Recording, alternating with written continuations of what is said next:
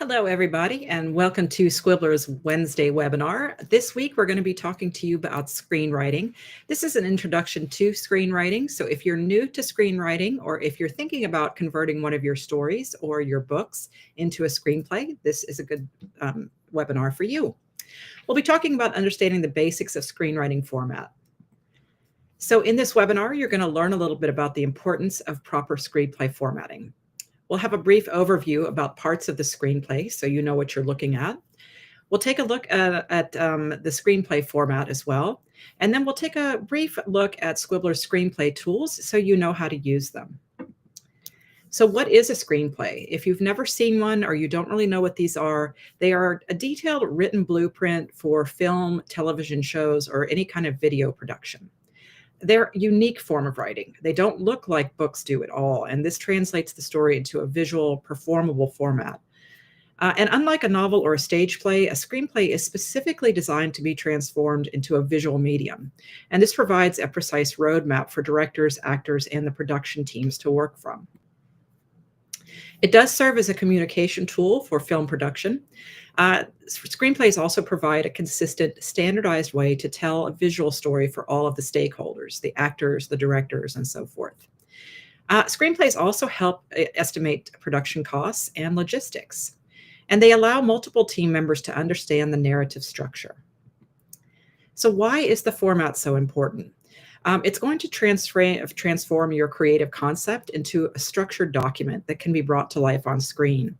So this makes it an intermediary between a story idea and its final visual representation. It's crucial to learn it if you're going to write for film, and use the formatting correctly. This is also extremely important so that everyone involved in the movie making process can understand the writing seamlessly. So there is an industry standard for screenplay formatting. Screenplays typically use Courier 12-point font, and Squibbler's AI already has this set up for you in that format. The margins and layout are also designed for easy reading and timing. This is also already designed and set up for you in Squibbler's AI as well. One page of a screenplay roughly approximates to 1 minute of screen time. So you're going to keep that in mind. And so screenplays tend to be shorter than novels when it comes to page count. Squibbler's screenplay format already has all of this set up for you. And if you generate a full screenplay, it's already set up for up to 180 pages. If you want to read some scripts before you get started, that's actually a really good idea. And you can find a lot of free copies online. It might help you to read a script in the genre you're writing, so you get an understanding of the formatting, the pacing, and so forth. So 3 places that you can find scripts for free. Drew Scriptorama is a good one. Script Slug is another good one, and Simply Scripts. The Internet Movie Database, IMDb, also includes some as well. So there are story components in screenplays. As we said, 1 page of a script is roughly a minute of screen time. Screenplays are written in present tense. They're active voice. They describe what can be seen and what can be heard.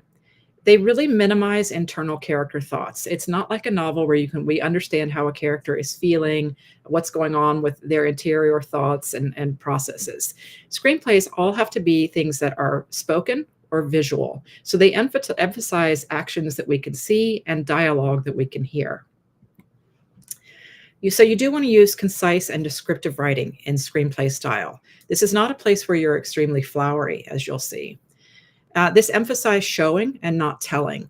So one good feature in our AI to use as you're revising your screenplay is the rewrite, show, and not tell function. You should be able to communicate complex emotions and narratives efficiently. It needs to be something that's brief versus long. This also requires an understanding of the visual storytelling principles. As you're describing things and as you're reading over things that you have written in your screenplay, can you visualize these things in your mind? If you have a beta reader who's reading your screenplay or an editor, ask them if they can see these things that you're describing. So here are the parts of a screenplay. We're going to go through these briefly. You do have a title page, as you would with a book. You do have scene headings. You have action lines, dialogue. There are character names and dialogue blocks. There are parenthetical remarks that help actors and directors understand how voices and lines should be delivered. And then there are transitions from one scene to another. On the title page, this is going to serve as the first impression of your work, and it provides essential information about the script and who has written it. So it needs to be clean, professional, and straightforward. This is not a place to put images and things like that. It should be up to industry standards because its purpose is solely to describe the title, your name, and how people can get in touch with you if they want to purchase your screenplay. This is going to allow the readers to find this information quickly. So the title of the screenplay should be centered on the page. It should be bolded and on a larger font to make it stand out. Underneath that, centered, you should have written by and then your name underneath the written by part. Those are both centered. And it should be, those two parts should be in the same font. At the very bottom of your page in a smaller font, you should have your contact information, your email address, your phone number, however people can reach you most easily. So this is what the title page looks like. Again, you'll have the title at the top in larger font, and that is centered, all in capital letters. You'll have written by, centered, and then your name underneath that, centered as well. And then at the very bottom of your page, centered in a smaller font, 10-point courier is usually sufficient. Put your email address, your phone number, however people can get in touch with you. The other parts of the screenplay we'll talk about here, and we're going to use John Wick as an example. So the scene heading is the very beginning of when you start a scene, and you either have an interior shot, an inside shot, or an exterior or an outside shot. So you'll describe if it's an interior or exterior with an abbreviation, and then all in caps, a brief description of where this takes place and what time of day. So you'll see here we have an interior shot of John Wick's house, and this scene is during the day. Following that scene heading, you'll have some action lines, and that is going to be describing briefly who is in a scene and what is happening. So we have John Wick, a brooding and intense man in his late 30s, sits on his couch, staring at an old video of his wife. The house is quiet. It's filled with remnants of a life that once was. So we've learned a lot about him now. We know his name. We know some things about his personality. We know his age. And we have some sense of mystery is here. What is the life that once was? There's a lot to unpack there in a very short amount of sentences. The next thing that you'll have in a screenplay when your characters begin talking is their name. So we have John, and that's going to be centered in our screenplay. If that we have any instructions for the director or the actor, that can be a parenthetical remark here. So you'll see in parentheses, John is supposed to deliver these lines softly. I don't recommend using a lot of these because writers are telling directors and actors how to do their job here. It should be pretty clear to your actors and directors by the way that your writing is, the lines, how the actors and directors should perform these roles or film them. So just be kind of cautious with putting too many of those. So after the parenthetical remarks, we have the dialogue.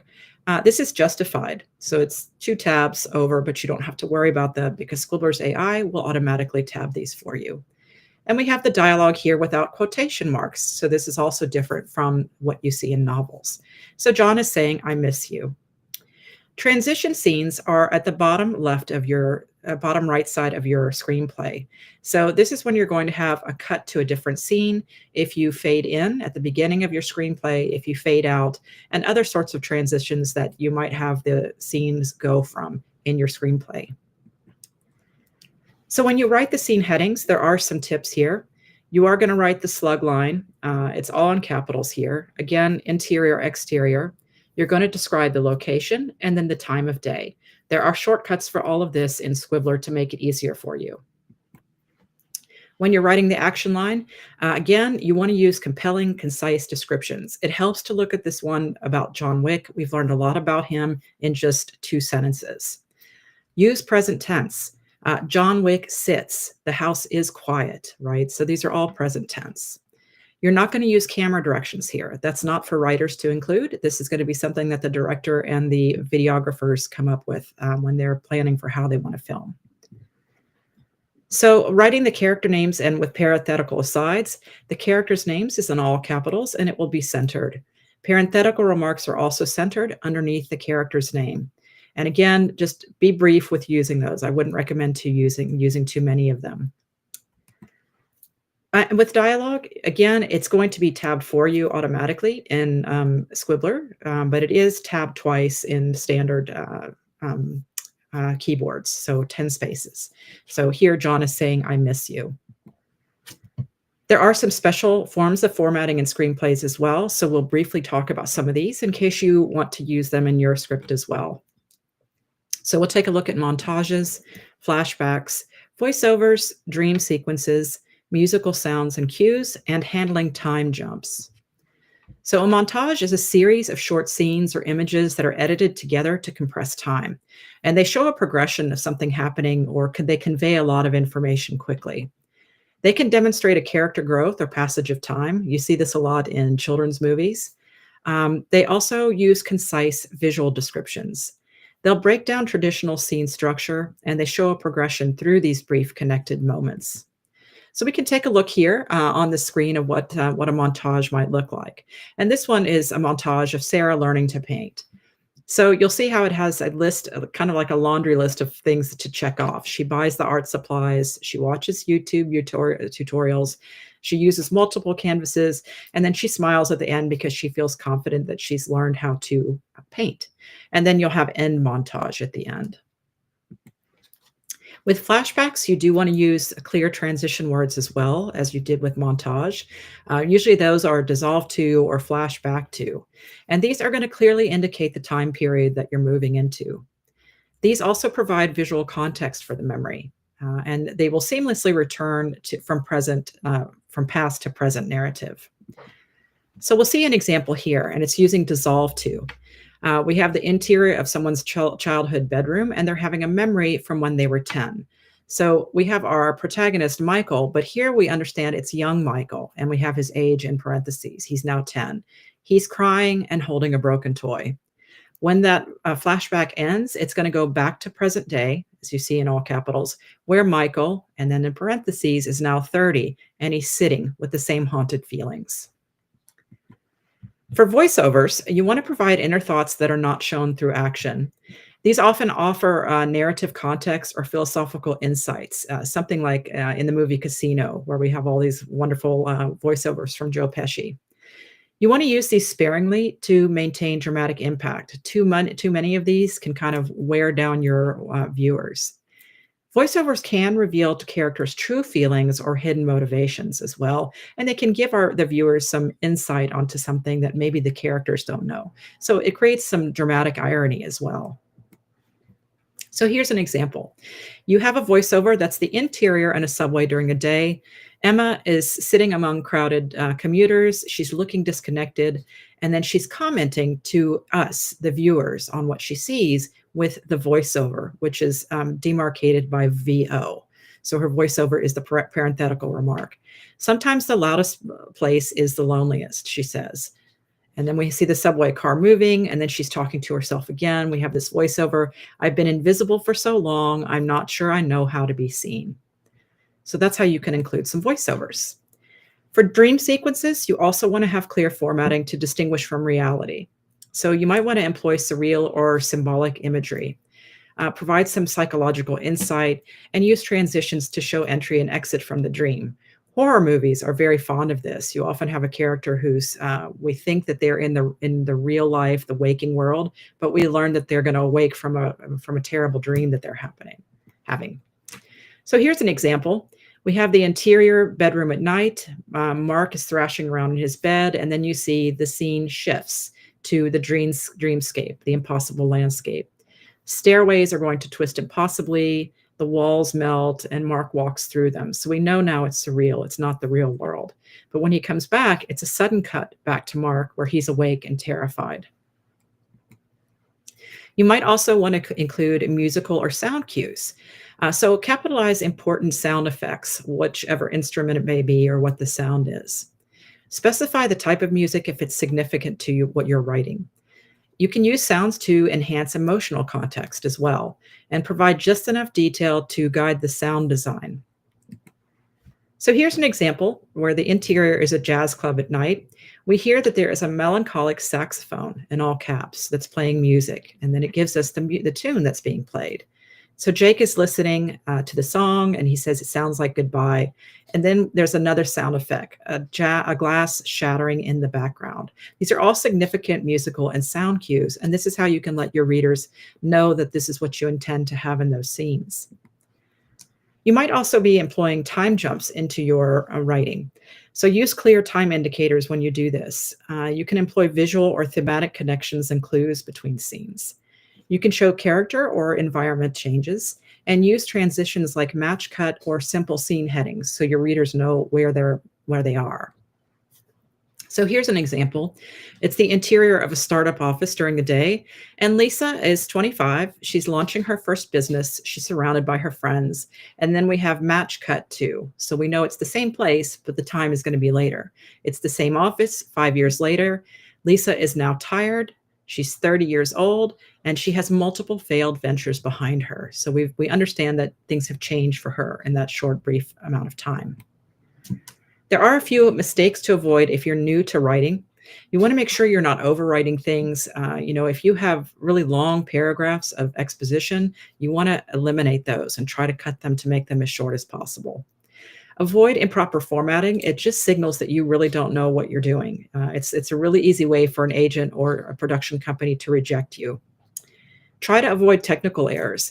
The formatting in Scribbler's AI is really helpful. It can help you automatically create your scene headings, your character centered, your dialogue, and so forth. You want to make sure that your work is readable as well, and that you use professional tips to present it if you are going to talk about it. And we do have other webinars on creating a log line and being prepared to do an elevator pitch on our Discord channel if you're interested in that. So now we're going to do a very brief walkthrough in Scribbler's Screenplay to talk about screenplay mode, about the shortcut keys, and using the enter functions and generate a scene. So I'm going to head over to our application. And here, this is, if you've never seen a screenplay, this is what they look like. So you'll see they have the exterior, interior, the action, and then the characters and their dialogue. If you are going to write a screenplay and you've opened a blank document, you do want to make sure that you have gone up to the top toolbar to Mode and click on Screenplay Mode. This is going to bring up this additional toolbar here, and each one of these functions that you see with the icons, when you hover over them, they'll tell you what they're for. So for example, this board here is for the scenes. This one is for the action. This one will correctly format your characters, your parenthetical remarks, your dialogue, your transitions, and so forth. So clicking on these will put those in the correct spot for you. When you are into your screenplay as well, wherever you put your cursor, if you hit enter at certain points, you can pull up a menu very easily as well. So because I've put my cursor at the end of where the time constraints usually are, and then I click enter, it's going to give me options about what time I want to make this, and I can switch it very easily. So now I've just changed it to dawn. So again, you put your cursor where you'd like to add it, pick the time that you want, and then just click and enter, and it will change for you. At the beginning of your sides here near the margin as well, you can click enter, and this will allow you to begin a scene heading, select the action, and it will all be correctly formatted for you as you go along. So this will correctly format, your characters, your parenthetical remarks, your dialogue, and so forth. And you'll get used to using this very quickly just by hitting enter and using some of these functions over time. One final tip: when you are in the Smart Writer and you're on screenplay mode and you've seen this toolbar, what's going to happen with the AI output is that it's going to be now in AI and screenwriting form. So normally the default for the Smart Writer is paragraph form for books or short stories. But now, because I've put it onto screenplay mode, the AI knows that I want screenplay output. So if I go to generate scene, I can create a whole scene very easily in here. And I'll demonstrate this for you briefly. So this is a screenplay is about some flowers. So I'm just going to say rose and petal. That's the name of the flowers. Do a dance, something in the wind, maybe. So you'll pick your elements after that. I'm going to pick some elements here. You can select the dialogue, the amount of dialogue you want, and this is very helpful. So when you're writing your screenplay, those of you writing screenplays will probably spend a lot of time with the generate scene function because you can control how much dialogue you have. So you can put it at lower levels or higher. I'm going to put this higher because it is a screenplay and I want more dialogue. You'll select the amount of creativity level you'd like. I'm going to put this really high. I want it to be very creative. You'll select your tone. I'm going to want this to be humorous, I think. And the narrative perspective does not really matter what you choose here because it's going to be in screenplay output. And then you'll click generate. So once it's taken your information about what you would like to have in this scene, it's going to take the elements you're adding to this scene and then your amount of dialogue, creativity, and so forth. It's going to create a full scene for you, as you see here. And mine has a lot of dialogue because I've asked for more dialogue. So they are playing this game in the wind or dancing in the wind here. They're doing a plie. That's really cute. And it is an exterior scene outside in the wind in the flower meadow. And then once you're ready to keep it, you'll just click it to turn it black and it will stay in your screenplay this way. So I hope you've enjoyed this introduction to screenplays.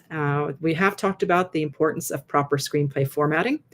We talked about parts of a screenplay, so you have a brief overview of that and how it's formatted. And then we had a really brief introduction to Scribbler's Screenplay Toolbar. Thank you, as always, for joining us, and best of luck to all of you on your writing. And I hope to see your writing and your movies on screen soon. Bye, everyone.